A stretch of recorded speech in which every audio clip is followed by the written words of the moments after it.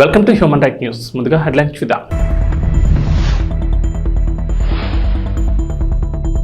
AP ప్రభుత్వం కీలక నిర్ణయం. రాజ్యముద్రతో పట్టాదారు పాస్ పుస్తకాలు. సీఎం చంద్రబాబు నిర్ణయం.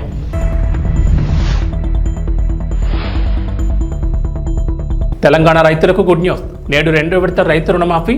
1,50,000 లోపు రుణాలు మాఫీ.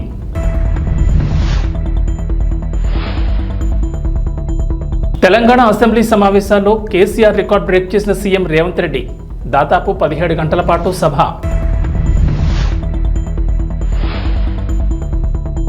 తెలంగాణకు రెయిన్ అలర్ట్. పలు జిల్లాల్లో వర్షాలు. ఎల్లో అలర్ట్ జారీ. ఆంధ్రప్రదేశ్లోని భూ యజమానులకు ఇచ్చే పట్టాదారు పాస్ పుస్తకాలు మారనున్నాయి. ఇకపై రాజముద్రతో పట్టాదారు పాస్ పుస్తకాలను పంపిణీ చేయాలని ఏపీ ప్రభుత్వం నిర్ణయించింది. సీఎం నారా చంద్రబాబు నాయుడు సోమవారం సచివాలయంలో రెవెన్యూ శాఖపై సమీక్ష సమావేశం నిర్వహించారు. ఈ సమీక్షలో పలు కీలక నిర్ణయాలు తీసుకున్నారు. రాష్ట్ర వ్యాప్తంగా త్వరలో రాజముద్రతో పట్టాదారు పాస్ పుస్తకాలు ఇవ్వాలని చంద్రబాబు నిర్ణయం తీసుకున్నారు. గత వైసీపీ ప్రభుత్వం హయాంలో అప్పటి సీఎం వైఎస్ జగన్మోహన్ రెడ్డి ఫోటోతో పాస్ పుస్తకాలను ముద్రించారు. అయితే తాము అధికారంలోకి వస్తే రాజముద్రతో పాస్ పుస్తకాలు ఇస్తామని చంద్రబాబు హామీ ఇచ్చారు. ఈ నేపథ్యంలో హామీ ఇచ్చిన విధంగా రాజముద్రతో కొత్త పాస్ పుస్తకాలు ఇవ్వాలని ప్రభుత్వం నిర్ణయం తీసుకుంది. ఇప్పటికే రూపొందించిన ఓ పట్టాదారు పాస్ పుస్తకాన్ని సీఎం చంద్రబాబుకు రెవెన్యూ శాఖ అధికారులు చూపించారు. క్యూఆర్ కోడ్ స్కాన్ చేస్తే ఆస్తి వివరాలతో పాటుగా ఆ భూమికి ఎలా వెళ్లాలో దారి కూడా చూపేలా అధికారులు ఈ పట్టాదారు పాస్ పుస్తకాన్ని తయారు చేశారు. అలాగే రాజముద్రతో దీన్ని రూపొందించారు. దీనిపై చంద్రబాబు కూడా కొన్ని సలహాలు ఇచ్చినట్లు తెలిసింది. మరోవైపు చంద్రబాబు చేసిన సమీక్ష వివరాలను మంత్రి అనగాని సత్యప్రసాద్ మీడియాకు వెల్లడించారు. పాస్ పుస్తకాల్లో వైఎస్ జగన్ ఫోటో ఎందుకు వేశారో అర్థం కాలేదన్న మంత్రి ఇకపై రాజముద్రతో పాస్ పుస్తకాలు ఇస్తామని వెల్లడించారు.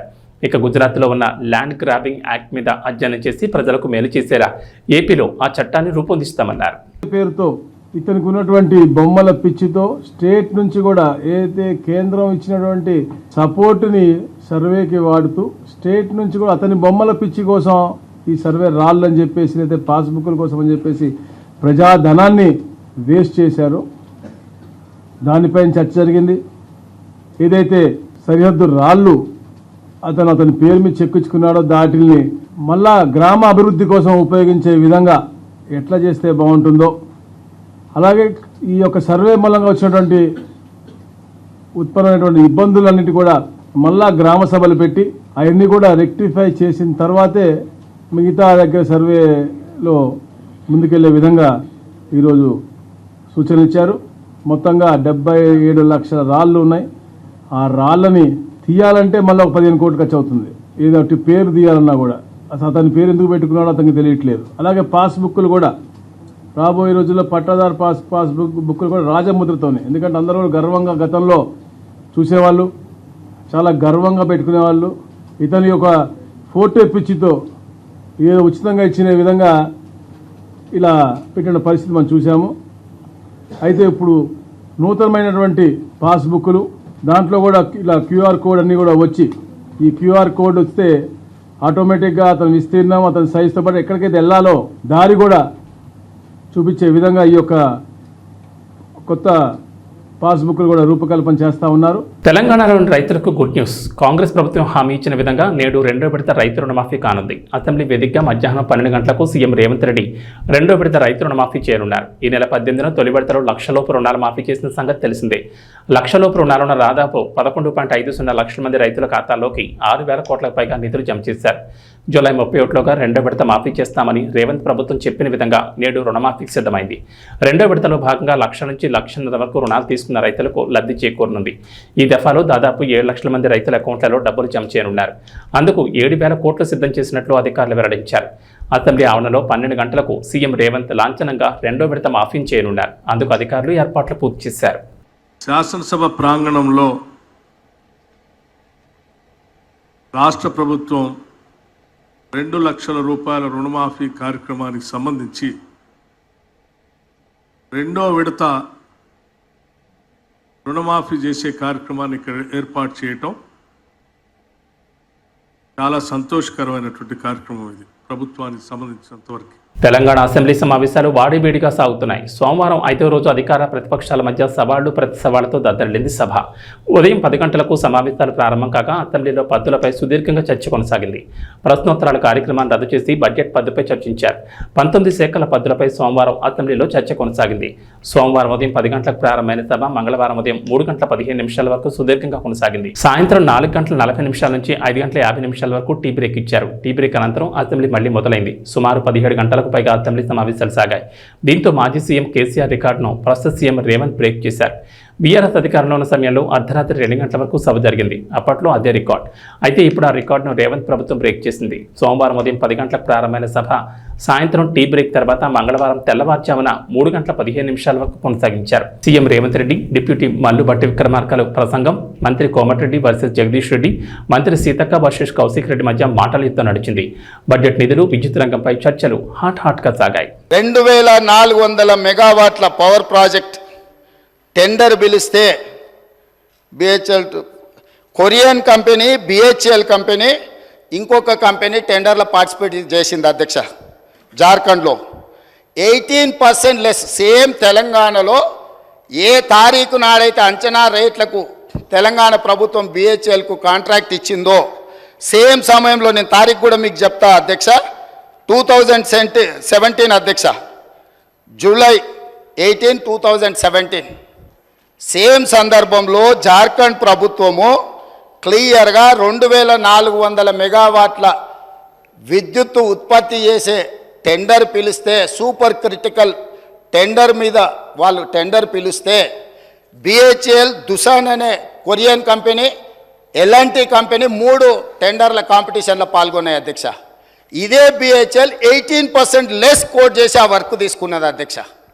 ఈరోజు టెండర్ జరిగితే బిహెచ్ఎల్ కాంపిటీట్ చేసి జార్ఖండ్ రాష్ట్రంలో 18% లెస్లా సూపర్ క్రిటికల్ 2400 మెగావాట్ల పవర్ ప్రాజెక్టు టెండర్ అక్కడ తగ్గించుకుంటే ఇక్కడ రేట్లకు వీళ్ళు ఒప్పందం చేశారు.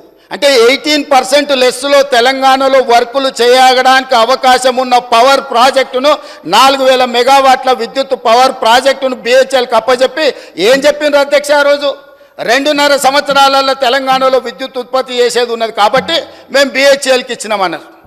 9 ఏళ్ళు అయింది అధ్యక్ష టెండర్ ఇచ్చి. 9 ఏళ్ళు అయినా ఇంతవరకు ఉత్పత్తి మొదలు కాలేదు అధ్యక్ష. ఆనాడు 7 కోట్లకు పర్ మెగావాట్ విద్యుత్ ఉత్పత్తి చేస్తామని ఒప్పందం చేస్తే ఇవాళ 10 కోట్ల రూపాయలకు పెరిగింది అధ్యక్ష అంచనా.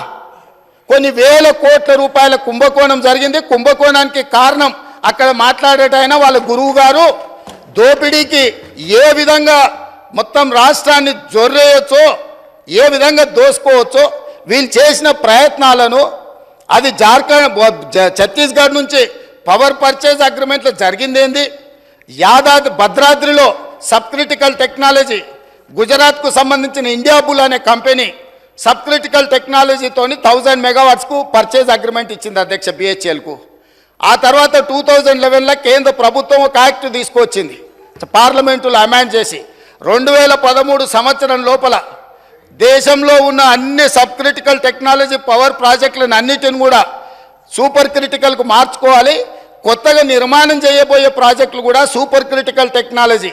సబ్ క్రిటికల్ టెక్నాలజీ అంటే నేను సింపుల్గా చెప్పదలుచుకున్నా అధ్యక్ష, సబ్ క్రిటికల్లో నువ్వు బొగ్గు పోసి ఉత్పత్తి చేస్తే బూడిద బొచ్చడు వస్తుంది, విద్యుత్ తక్కువ వస్తుంది అధ్యక్ష, కాలుష్యం ఎక్కువ వస్తుంది అధ్యక్ష.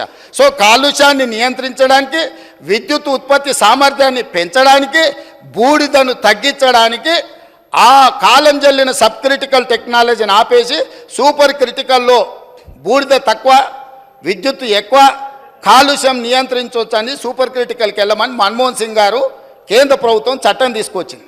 చట్టం తీసుకొచ్చి కట్ ఆఫ్ డేట్ కూడా ఇచ్చింది. 2011లో చట్టాన్ని చేసినప్పుడు 2013 ఆఖరి వరకు ఇవన్నీ కూడా మార్చాలి కొత్తయని. ఈ పీరియడ్లో ఇండియా బుల్స్ అనే గుజరాత్ కంపెనీ బిహెచ్ఎల్కి పర్చేజ్ ఆర్డర్ ఇచ్చి కొనుగోలు చేసినాక యాక్ట్ మారింది. యాక్ట్ మారినాక వాళ్ళు అక్కడ ప్రారంభించలేకపోయారు, అది అక్కడ ఉండిపోయింది.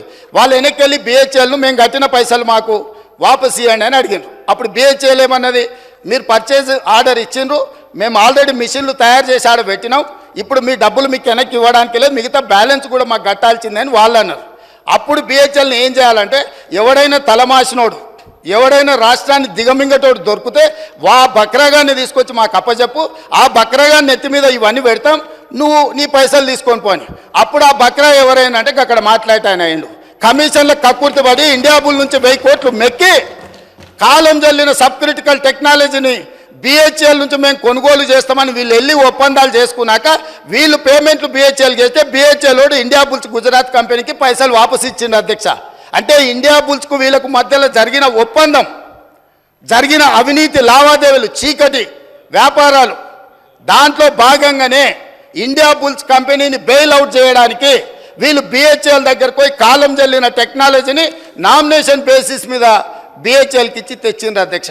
ఏపీలో ఇంటర్ విద్యార్థులకు ప్రభుత్వం శుభవార్త చెప్పింది. ప్రభుత్వ జూనియర్ కాలేజీలో చదువుతున్న ఇంటర్మీడియట్ విద్యార్థులకు ఉచిత పుస్తకాలు, బ్యాగుల పంపిణీకి అధికారులు ఏర్పాట్లు చేశారు. మొత్తం 1,08,619 మంది ఫస్ట్ ఇయర్, 92,134 మంది సెకండ్ ఇయర్ విద్యార్థులకు ఈ పుస్తకాలు అందజేయనున్నారు. ఒక్కో విద్యార్థికి 12 నోట్ పుస్తకాలతో పాటుగా సంబంధిత గ్రూప్ పాఠ్య పుస్తకాలు, బ్యాగ్ పంపిణీ చేయనున్నారు. ఇప్పటికే ఇవి జిల్లా కేంద్రాల నుంచి మండల కేంద్రాలకు చేరాయి. వీటిని త్వరలోనే విద్యార్థులకు పంపిణీ చేయనున్నారు. రాష్ట్ర వ్యాప్తంగా ప్రభుత్వ కాలేజీలో చదివే ఒక్కో విద్యార్థికి పాఠ్య పుస్తకాలతో పాటు 6 చొప్పున వైట్ రోల్ నోట్స్ బ్యాగ్తో సహా పంపిణీ చేస్తారు. అయితే త్వరలోనే నియోజకవర్గాల వారి ఎమ్మెల్యేలతో పుస్తకాలు పంపిణీ చేయబోతున్నట్లు తెలుస్తోంది. ఇంటర్మీడియట్ బుక్స్ బయట కొనుగోలు చేయాలంటే ఖర్చు అవుతోందని ప్రభుత్వ కాలేజీలో చదివే వారికి అది భారం అంటున్నారు. తమకు ఆర్థిక భారం లేకుండా ప్రభుత్వం ఉచితంగా పుస్తకాలు పంపిణీ చేస్తామని ప్రకటించడం సంతోషంగా ఉందంటున్నారు విద్యార్థులు. ప్రభుత్వ నిర్ణయంపై హర్షం వ్యక్తం చేశారు. జనసేన పార్టీ సరికొత్త రికార్డు నమోదు చేసింది. ఈ నెల 18న సభ్యత్వ నమోదు ప్రారంభం కాగా ఇప్పటి వరకు 10 లక్షల సభ్యత్వాలు నమోదయ్యాయని నేతలు తెలిపారు. దీంతో జనసేన పార్టీ కీలక నిర్ణయం తీసుకుంది. మరో వారం పాటు సభ్యత్వ నమోదుకు గడువును పెంచామని పార్టీ రాజకీయ వ్యవహారాల కమిటీ చైర్మన్, రాష్ట్ర మంత్రి నాదెండ్ల మనోహర్ తెలిపారు. జనసేన పార్టీ నేతలతో టెలికాన్ఫరెన్స్ నిర్వహించి ప్రతి నియోజకవర్గంలోనూ 5,000 మంది క్రియాశీల సభ్యత్వం తీసుకునేలా కృషి చేద్దామన్నారు. గత ఏడాది కంటే ఎక్కువగా రికార్డు స్థాయిలో సభ్యత్వాలు నమోదయ్యాయన్నారు. ఏపీలో 175 నియోజకవర్గాలతో పాటు తెలంగాణలో ఎంతో ఉత్సాహంగా సభ్యత్వాలు జరుగుతున్నాయన్నారు. తెలుగు రాష్ట్రాల్లో సభ్యత్వం తీసుకునేందుకు ప్రజలు ముందుకు రావడం శుభపరిణామన్నారు. సభ్యత్వ నమోదు సమయంలో కొన్ని సాంకేతిక సమస్యలు వచ్చాయన్నారు. తెలుగు రాష్ట్రాల్లో సభ్యత్వ నమోదుకు జన సైనికులు ముందుకొస్తున్నారని, తీవ్రంగా వర్షాలు పడి ఇబ్బంది పెట్టినందువల్ల సభ్యత్వ నమోదు గడువును పెంచాలని పార్టీ నేతలు కోరారన్నారు. జనసేన పార్టీ నేతలు కేడర్ వినతి మేరకు మరో వారం గడువు పెంచుతూ నిర్ణయం తీసుకున్నారని నాదెండ్ల మనోహర్ తెలిపారు. ఇప్పటి వరకు దాదాపు 10 లక్షల సభ్యత్వాలు నమోదయ్యాయని, గత ఏడాది కంటే ఎక్కువగా రికార్డు స్థాయిలో సభ్యత్వాలు నమోదయ్యాయని నాదెండ్ల మనోహర్ తెలిపారు. సభాధ్యక్షుడు మండల్ రాజేష్ గారికి, సోదరుడు అమిశెట్టి వాసు గారికి, రాష్ట్ర వ్యాప్తంగా జనసేన పార్టీ కోసం మనందరితోటి అహర్నిశలు కార్యక్రమం విజయవంతం జరగాలనే తపనతో పనిచేసిన మన కళ్యాణం శ్రీనివాసరావు గారికి, అదేవిధంగా ఐటీ విభాగానికి మొదటి నుంచి కూడా పార్టీ కార్యక్రమాల్లో పవన్ కళ్యాణ్ గారి స్ఫూర్తితోటి ఇతర దేశాల్లో అవకాశాలు ఉన్నా కూడా మన దేశంలోనే ఎక్కువ సమయం కేటాయించి పార్టీ కోసం అంకిత భావం చేస్తున్న మన ఐటీ విభాగం అధ్యక్షుడు మిర్యాల శ్రీనివాస్ గారికి, స్థానికంగా ఉన్న వీర మహిళ రీజనల్ కోఆర్డినేటర్లకి, వివిధ విభాగాల సభ్యులకు, అదేవిధంగా విజయవాడ పట్టణ డివిజన్స్లో పోటీ చేసి కొంతమంది పార్టీ కోసం రాత్రింబవలు కృషి చేసి నిలబడిన వ్యక్తులు, వారితో పాటు ఈరోజు ఆ డివిజన్ అధ్యక్షులుగా ఉన్న ప్రతి ఒక్కరు కూడా మనస్ఫూర్తిగా విజయవాడ వెస్ట్ నియోజకవర్గంలో వాళ్ళందరినీ కూడా నేను అభినందిస్తున్నాను. నిజంగా చెప్పాలంటే క్రియాశీలక సభ్యత్వం ఒక ఎమోషన్. పార్టీతో మనం ఒక కుటుంబ సభ్యులుగా పవన్ కళ్యాణ్ గారు చేస్తున్న ప్రయాణంలో మన అడుగుజాడలు కూడా ఉండాలని, ఆయన చేసిన కృషిలో కొంతవరకు మనం ఏదో విధంగా భాగస్వాములు అవ్వాలని తపనతోటి రాష్ట్ర వ్యాప్తంగా ఎంతోమంది జన సైనికులు, వీర మహిళలు నిల్చున్నారు.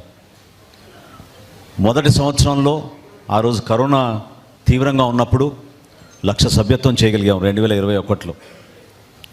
2022 వచ్చే వరకు సుమారు 3,50,000 సభ్యత్వం చేయగలిగాం. గత సంవత్సరం 2023లో అది 6,47,000కి మనం రాష్ట్ర వ్యాప్తంగా తీసుకెళ్ళగలిగాం. భారతదేశంలో ఈ రోజుకి కూడా ఏ రాజకీయ పార్టీ తన సభ్యులను ఒక కుటుంబ సభ్యులుగా భావించుకుని వాళ్ళకి రక్షణే కాకుండా ధైర్యం నింపే విధంగా, వాళ్ళకి ఒక మనస్ఫూర్తిగా వాళ్ళకి ఒక అవకాశం, ఒక వేదిక అద్భుతమైన భవిష్యత్తు ఉందనే ఒక నమ్మకంతో వచ్చిన వాళ్ళందరినీ కూడా గౌరవించుకోవాలనే ఆలోచనతో మన పార్టీ అధ్యక్షులు పవన్ కళ్యాణ్ గారు ఈ క్రియాశీలక సభ్యత్వం ఆ రోజు ప్రారంభించాం. చాలా సందర్భాల్లో మనం చూసాం, ఎంతోమంది మన యువత పవన్ కళ్యాణ్ గారు వచ్చినప్పుడు ర్యాలీల్లో చిన్న చిన్న గాయాలు, ఆ బైక్ ర్యాలీస్లో, అదేవిధంగా ఎక్కువ శాతం మన పార్టీలో యువత కష్టపడి పనిచేస్తున్న వాళ్ళంతా కూడా ప్రతిరోజు చిన్న చిన్న పనులు చేసుకొని కుటుంబాలని నడుపుకొని వాళ్ళ చేతుల పైన ఎంతో నిలకడగా భవిష్యత్తు పైన ఎంతో ఆశ పెట్టుకొని నిజాయితీగా పనిచేయాలనే ఆలోచనతో నిలబడిన వ్యక్తులందరికీ కూడా వారి కుటుంబంలో ఒక ప్రమాదం జరిగితే మనం ఆదుకోవాలనే ఆలోచనతో ఈ కార్యక్రమం తీసుకొచ్చాం. 500 రూపాయలు కట్టి సభ్యత్వం తీసుకుంటున్నారంటే మీరు నిజంగా ఆశ్చర్యపోతారు. ఎటువంటి వ్యక్తులకి ఈ 3 సంవత్సరాల్లో దాదాపు మనం 20 కోట్ల రూపాయలు మనం ఇచ్చాం. 20 కోట్ల రూపాయల్లో ఎంతో బాధాకరమైన విషయం ఏంటంటే మనం ఒక 344 జన సైనికులు ప్రాణాలు కోల్పోయారు.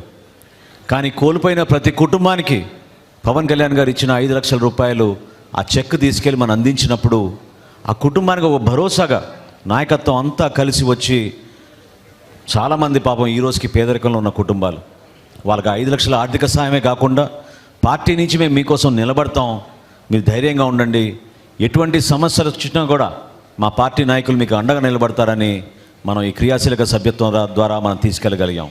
మేమందరం కూడా మీకు అండగా నిలబడతాం. ఏనాడు మమ్మల్ని వదిలేశారనే భావన మీకు ఉండకూడదనే ఉద్దేశంతో ఈ కార్యక్రమం ఏర్పాటు చేసుకున్నాం. ఇంత పెద్ద వాన కురుస్తున్నా కూడా మీరు అందరూ హాజరైనందుకు మనస్ఫూర్తిగా మిమ్మల్ని అందరినీ కూడా అభినందిస్తూ పార్టీ అధ్యక్షులు పవన్ కళ్యాణ్ గారి తరఫున, జనసేన పార్టీ తరఫున మీ అందరికీ కూడా రాబోయే రోజుల్లో సంతోషంగా సుఖ సంతోషాలతో ఉండాలని మిమ్మల్ని మనస్ఫూర్తిగా కోరుకుంటూ అభినందిస్తూ సెలవు తీసుకుంటున్నాను. జై జనసేన, జై జనసేన, జై జనసేన. తిరుమలకు వెళ్లే శ్రీవారి భక్తులు స్వామివారి దర్శనానికి ముందు శ్రీవారి పుష్కరిణిలో స్నానం చేయడం ఆనవాయితీ. తలనీలాలు సమర్పించిన భక్తులతో పాటుగా ఇతర భక్తులు కూడా కోనేటిలో స్నానం చేసి శ్రీవారిని దర్శించుకుంటూ ఉంటారు. అయితే ఆగస్టు 1వ తేదీ నుంచి నెల రోజుల పాటు మీకు ఆ భాగ్యం దక్కకపోవచ్చు. తిరుమల శ్రీవారి ఆలయం వద్ద ఉన్న పుష్కరిణిని ఆగస్టు 1 నుంచి 31వ తేదీ వరకు మూసివేనున్నారు. ఈ నెల రోజుల పాటు శ్రీవారి భక్తులకు కోనేటిలో స్నానం చేసేందుకు వీలుండదు. ఈ విషయాన్ని టీటీడీ ఒక ప్రకటనలో తెలిపింది. శ్రీవారి పుష్కరిణిలో ఉన్న నీటిని పూర్తిగా తొలగించి పైపులైన్ల మరమ్మతులు, సివిల్ పనులు చేసేందుకు నెల రోజుల పాటు పుష్కరిణి మూసివేయనున్నట్లు టీటీడీ ఒక ప్రకటనలో తెలిపింది. ఈ నేపథ్యంలో నెల రోజులు పుష్కరిణి హారతి కార్యక్రమం ఉండదని తెలిపింది. శ్రీవారి పుష్కరిణిలో నీటిని నిల్వ చేయరు. ఈ నీటిని శుద్ధి చేసి మళ్లీ ఉపయోగించుకునేందుకు రీసైక్లింగ్ వ్యవస్థను సైతం ఏర్పాటు చేసుకున్నారు. ఇక నిరంతరంగా నీటిని శుద్ధి చేస్తూ వినియోగిస్తూ ఉంటారు.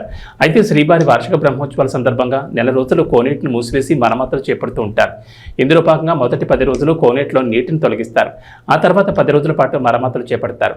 ఆఖరి 10 రోజుల్లో నీటిని నింపే కార్యక్రమం ఉంటుంది. ఈ మొత్తం పనులను టీటీడీ వాటర్ వర్క్స్ విభాగం చేపడుతూ ఉంటుంది.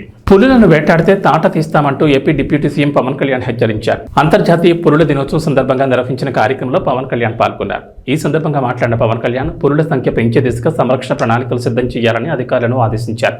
టైగర్ రిజర్వ్ పరిధిలో పులుల సంరక్షణకు ప్రత్యేక చర్యలు తీసుకోవాలని స్పష్టం చేశారు. పులులను కాపాడితే అవే అడవులను రక్షిస్తాయని, పచ్చదనం పెరిగితే పర్యావరణ సమతుల్యం ఉంటుందని పవన్ అన్నారు. మన్ కీ బాత్ కార్యక్రమంలో నల్లమలలో టైగర్ ట్రాకర్స్గా సెంచరీ గురించి ప్రధానమంత్రి మోడీ ప్రస్తావించడం సంతోషకరమని పవన్ అన్నారు. Principal Chief Conservator of Forest and Head of Forest Forestry Chiranjeev Chaudhary ji, and Special Chief Secretary Sri Anant Ramagar, Deputy Directors of Project Tiger and other officers of Forest Department. My heartfelt namaskars to you all. And my special namaskars to Dr. Mr. Imran Siddiqui from Hyderabad Tiger Conservation Society, and to Sri B. Rajshekhar from World Wildlife Fund, and Sri Rakesh Kalwa, wildlife biologist, and rescue tiger. Wounded tiger చేస్తే దాన్ని నలిగిపోయి దాన్ని ఎన్స్నేడ్ దాన్ని మళ్ళీ తీసుకొచ్చి దానికి బాగు చేసి పంపిస్తే అది ఎంత గుండె కదిలించేసిందంటే మన విజువల్ చూస్తూ ఉంటే ఒక తెలియని ఒక గుండెల్లో ఒక ఉద్వేగపూరితంగా అనిపించింది చాలా. And really congratulate you all for having such great efforts తోటి, గ్రేట్ కమిట్మెంట్ తోటి మీరు చేస్తున్న దానికి మీకు 2 చేతులకి మీ అందరికీ థ్యాంక్ యూ. సో ఎనీథింగ్ నేను మీకు చేయగలిగి, అలాగే మీరు మేజర్లీ నాకు ఉన్నది just I want to say add few points from department from my side. The development of we'll take this forward, make it as one single Nallamala Srisailam Tiger Reserve to Seshachalam corridor is crucial for dispersing the growing tiger population by connecting the Nallamala Hills and Seshachalam Hills. So together we can create a future where tigers roam freely in the wild and their roars echoing through forests for generations to come. We are committed to that, and we are committed for that, and we will take it forward. And any kind of illegal killing and trade of tigers should be, we have to look for, most of the times in these cases I think the right punishment is not being given, or lack of identification, something we have to explore different kinds of methods. మళ్ళీ రిపీటెడ్గా చెప్తాను, మొన్న కూడా చెప్పాను, 3-4 days back కూడా చెప్పాను. సాధ్యమైనంత వరకు మనకి ఉద్యోగస్తుల భర్తీని ఎలా చేయాలో ఖచ్చితంగా will take it forward. And I request you reach out to my office and please priorities తీసుకొని చేస్తాను. సో నా దగ్గరికి వస్తున్నప్పుడు, నా దగ్గర టుడే ఏమో my entire wealth is my collection of books.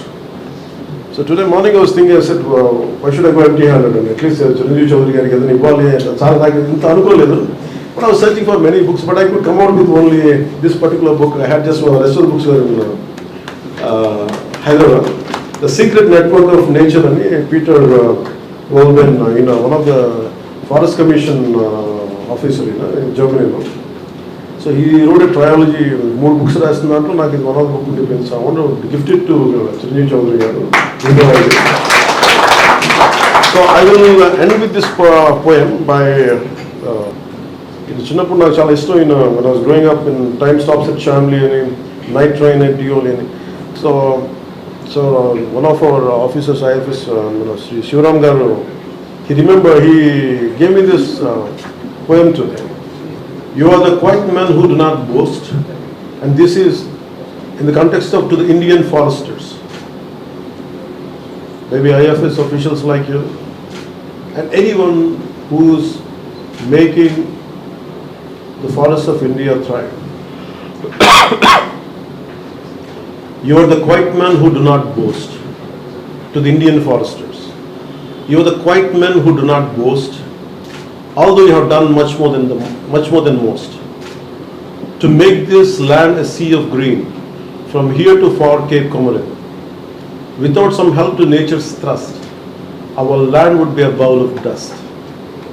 For land which has no forest wealth must suffer in its natural health, as herbs and plants all need green cover before they help the sick recover.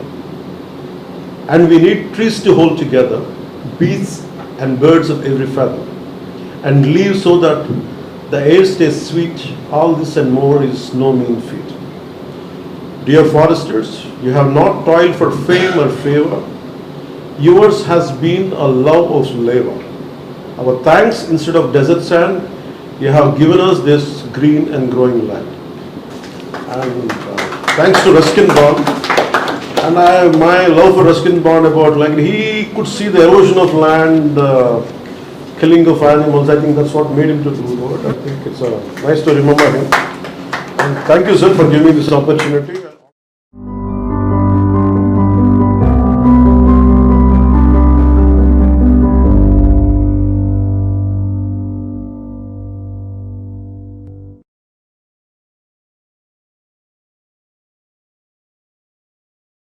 Telangana వాసులకు బోనాల పండుగ అంటే ఓ emotion. Telangana సంస్కృతి సంప్రదాయాలు ఉట్టిపడేలా గ్రామ దేవతలు కులదైవాలను పెద్ద ఎత్తున ఉత్సవాలు చేస్తూ ఉంటారు. ఆషాఢ మాసం సందర్భంగా తెలంగాణ వ్యాప్తంగా ఈ బోనాల సంబరాలను వైభవంగా నిర్వహిస్తున్నారు. ముఖ్యంగా హైదరాబాద్లో అయితే గోల్కొండ బోనాల నుంచి మొదలు పెడితే మహంకాళి బోనాలు, లాల్ దర్వాజా బోనాలను అట్టహాసంగా నిర్వహిస్తారు. ఈ క్రమంలోనే ఈరోజు పాత బస్తీలో ఘనంగా నిర్వహించిన లాల్ దర్వాజా బోనాల సందర్భంగా వేడుకల్లో పాల్గొన్న గోషామహల్ బీజేపీ ఎమ్మెల్యే రాజాసింగ్ మరోసారి సంచలన వ్యాఖ్యలు చేశారు. బోనాల పండుగ అంటే చాలా మంది యువత తాగడం, ఎగరడం మాత్రమే అనుకుంటున్నారని, బోనాల పండుగ అంటే అది కాదన్నారు రాజాసింగ్. బోనాల పండుగ అంటే మన ధర్మం, సంస్కృతి అని చెప్పుకొచ్చారు.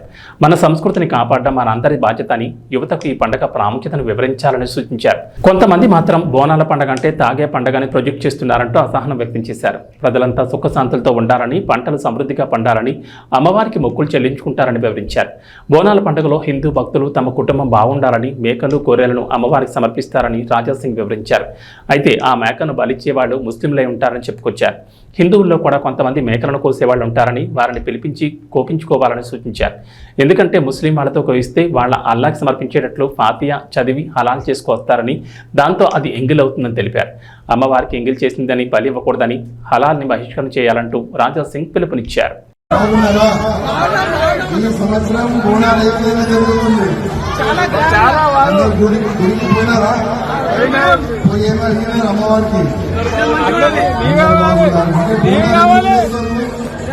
మనము బోనాలు ఎందుకు చేస్తాము, యువకులకు తెలియాలి. ఫస్ట్ చాలా మంది యువకులు ఏ విధంగా అనుకున్నారంటే బోనాలంటే తాగాలి, డ్యాన్స్ ఆడాలి.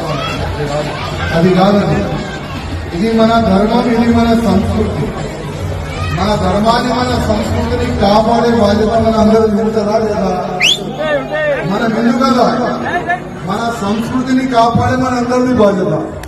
కానీ కొంతమంది మన ధర్మాన్ని, మన సంస్కృతిని, మన బోనాల పండుగకి తాగే పండుగ అని ఆ విధంగా ప్రజలు చేస్తున్నది కాదు.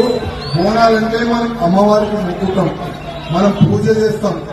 పూజ ఎందుకు చేస్తామంటే ఈ సంవత్సరం వర్షం బాగా పడాలి, పొలాలు మంచిగా ఉండాలి, అదేవిధంగా ఇట్లాంటి కూడా రోగం రాకూడదు అని మనం అమ్మవారికి పూజ చేస్తాం. అదేవిధంగా బోనాల పండుగలోనే చాలా గుడి కాడ మనం మేకలు కూడా, గొర్రెలు కూడా కోస్తాం కదా. గొర్రెలు అంటే కదా, మనము గొర్రెలు కూడా కోస్తాం. కానీ దురదృష్టం ఏంటంటే చాలా వరకు కోయేవాళ్ళు ఎవరుంటారు, చాలా మంది ముస్లిం వాళ్ళే పిలుస్తున్నారు కోయిపోయింది. అది చాలా తప్పు. ఎందుకంటే మన చాలా వరకు మన హిందువులు కూడా ఉన్నారు, వాళ్ళకి పిలిపించి కోయిపోయాలని నేను రిక్వెస్ట్ చేస్తున్నా. ఎందుకంటే ముస్లిం వాళ్ళతోని కోయిపిస్తే ఆయన కోసే ముందు ఒక స్లోగన్ అయినా తీసుకున్నారు. ఆయన నోట్లో ఆయన స్లోగన్ ఏ విధంగా తీసుకుంటే, ఈ మేక నేను అల్లాకి ఎక్కిస్తున్నా, ఈ మేక, ఈ గొర్రె నేను అల్లాకి ఎక్కిస్తున్నా అని కోస్తాడు ఆయన. అది ఎంగిలైందా లేదా? ఎంగిలైపోయింది కదా. అదే ఎంగిలైనా మనం అమ్మవారికి ఎక్కిస్తామా? ఎక్కాము కదా. అందుకోసం అది చిన్న నాలెడ్జ్, కానీ చాలా పెద్ద మాట. మన అమ్మవారికి ఎంగిలి ఎట్టి పరిస్థితుల్లో ఎక్కియొద్దు. మన హిందువులకి పిలవాలి. మన హిందూ పోయే ముందు జయ మాతా దేనికి వస్తాడు. అందుకోసం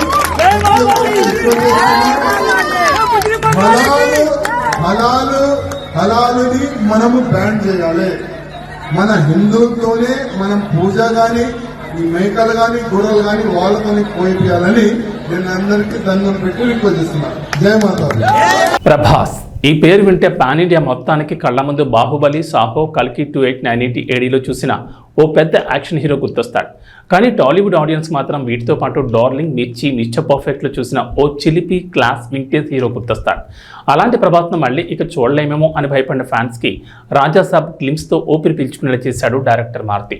ఏ ముహూర్తాన ప్రభాస్ బాహుబలి సినిమాకు ఓకే చెప్పాడు కానీ అప్పటి నుంచి కత్తులు, కటార్లు, తుపాకీలు, బాంబులు తప్ప డార్లింగ్ చేతిలో మరొకటి కనిపించలేదు. ఇది ఎంతోమంది ప్రభాస్ ఫ్యాన్స్ మనసులో ఉండిపోయిన మాట. పాన్ ఇండియా సినిమాలు కదా, ఆ మాత్రం యాక్షన్ లేకపోతే ఎట్టా అనుకుని ప్రభాస్ ఫ్యాన్స్ అంతా వీటికి అలవాటు పడిపోయారు. ఇక సలార్ చిత్రంలో ప్రభాస్ తలాలు నరుకుతుంటే కాలర్ ఎగరేసి తిరిగారు అభిమానులు. కానీ ఎక్కడో మనసులో చిన్న వెలుతుండిపోయింది. తమ అభిమాన హీరో ప్రభాస్ను మళ్ళీ డార్లింగ్ లుక్లో చూడలేమేమో అంటూ ఫ్యాన్స్ చాలా బెంగ పెట్టుకున్నారు. దీన్ని కల్కి 2898 ADలో కొంతవరకు తీర్చాడు డైరెక్టర్ నాగాశ్విన్. పేరుకి ఫుల్ ఆన్ యాక్షన్ సినిమా అయినప్పటికీ ఇందులో ప్రభాస్ క్యారెక్టర్ మాత్రం చాలా లైట్ హార్టెడ్గా ఉంటుంది. దీంతో చాలా రోజుల తర్వాత ప్రభాస్ క్యారెక్టర్ నవ్వులు పంచడం చూశారు అభిమానులు. ఇక తెలంగాణలో వర్షాలు వేయడం లేదు. గత 10 రోజులుగా రాష్ట్రంలో వర్షాలు కురుస్తూనే ఉన్నాయి. జూలై 3వ వారంలో వర్షాలు ప్రారంభించగా వరుసగా 5 రోజుల పాటు ముసురు కమ్ముకుంది. ఆ తర్వాత కూడా భారీ వర్షాలు కురిశాయి. దీంతో రాష్ట్రంలోని వాగులు, వంకలు పొంగి పొర్లుతున్నాయి. చెరువులు, జలాశయాలు నిండుకుండల్లా మారాయి. ప్రాజెక్టు ప్రాజెక్టులు జలకళను సంతరించుకున్నాయి. ఈ నేపథ్యంలో రాష్ట్రానికి హైదరాబాద్ వాతావరణ కేంద్ర అధికారులు మరోసారి వర్షం హెచ్చరికలు జారీ చేశారు. ఇవాళ కొన్ని జిల్లాల్లో తేలికపాటి నుంచి మోస్తరు వర్షాలు కురుస్తాయని అధికారులు వెల్లడించారు. ఋతుపవనాల ప్రభావంతో పలు జిల్లాల్లో వర్షాలకు ఛాన్స్ ఉందన్నారు. ప్రధానంగా ఆదిలాబాద్, నిర్మల్, ఆసిఫాబాద్, నిజామాబాద్, కామారెడ్డి, సిరిసిల్ల, కరీంనగర్, మహబూబాబాద్, భూపాలపల్లి జిల్లాలో భారీ వర్షాలకు ఛాన్స్ ఉందన్నారు. ఈ మేరకు ఆయా జిల్లాలకు ఎల్లో అలర్ట్ జారీ చేశారు. దక్షిణ తెలంగాణ జిల్లాలైన నల్గొండ, సూర్యాపేట, యాదాద్రి, వికారాబాద్, రంగారెడ్డి, నారాయణపేట్, మెదక్, సంగారెడ్డి, మహబూబ్నగర్, నాగర్ కర్నూలు జిల్లాల్లో ఓ మోస్తరు వర్షాలు కురుస్తాయని వాతావరణ శాఖ అధికారులు చెప్పారు. ఇవి బులెటిన్ విశేషం. నమస్కారం.